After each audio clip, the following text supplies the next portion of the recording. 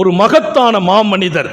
உலக அரங்கில் கிட்டத்தட்ட 20 நூற்றாண்டுகள், இன்றைக்கு நாம் நம்முடைய நபியை கடந்து 15 நூற்றாண்டுகள் வந்திருக்கிறோம். உலகம் இன்றைக்கும் சிந்திக்கும் இடத்தில் அவர்களின் சொற்கள் இருக்கிறது. இன்றைக்கும் சிந்திக்கிறது உலகம். நீ யாருக்கு உபகாரம் செய்தாலும் அன்றே மறந்துவிடு. உனக்கு பிறர் செய்த உபகாரத்தை மௌத்து வரைக்கும் மறக்கக்கூடாது.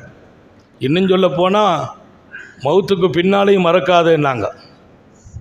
நாளைக்கு மறுமையில் அவன் தேவைப்பட்டு நிற்பான். அல்லாஹ்ட்ட சொல்வாரான் இந்த மூமின், யா அல்லாஹ், அதோ ஒருத்தன் நரகத்தில் கஷ்டப்படுறான், அவனை உள்ளே கொண்டு வந்துடுறேன். ஏன்பா, நான் அன்றைக்கி கொஞ்சம் கஷ்டப்பட்டேன், எனக்கு கொஞ்சம் ஹெல்ப் பண்ணான், தாகமாக இருக்குன்னு தண்ணி கொடுத்தான், எனக்கு அவன் தண்ணி கொடுத்தான் இல்லையா, அதற்கு நான் நன்றி செலுத்தணுமே, நீ அவனை சொர்க்கத்துக்கு கொண்டு வாம்பானா. அல்லாஹ் சந்தோஷப்படுவான். நாங்கள் ஸல்லல்லாஹு அலைஹி வஸல்லம், அல்லாஹ் சந்தோஷப்படுறான், அவனை சொர்க்கத்துக்கு கூட்டு வாங்குறான். ஏன்? இங்கேயும் நீ நன்றியோடு இருக்கணும்னு நினைக்கிற பாரு. எனக்கு உலகத்தில் நான் துன்பப்பட்ட போது துணை நின்றானே, அவன் நரகம் போகிறான், போகக்கூடாது என்று அடியான் அல்லாஹ்ட்ட பேசுவாங்கிறாங்க ஸல்லல்லாஹு அலைஹி வஸல்லம். என்ன சொல்வார்கள்? பிறர் உனக்கு செய்த உபகாரத்தை மறுமையில் கூட மறக்கக்கூடாது. நீ யாருக்கு உபகாரம் செய்தால் அன்னைக்கே மறந்துடும். அப்படின்னா என்ன அர்த்தம்? அவன்கிட்ட இருந்து பிறதி எதிர்பார்க்காதுங்கிறாங்க. நீ எதிர்பார்த்தா ஆபத்தானது.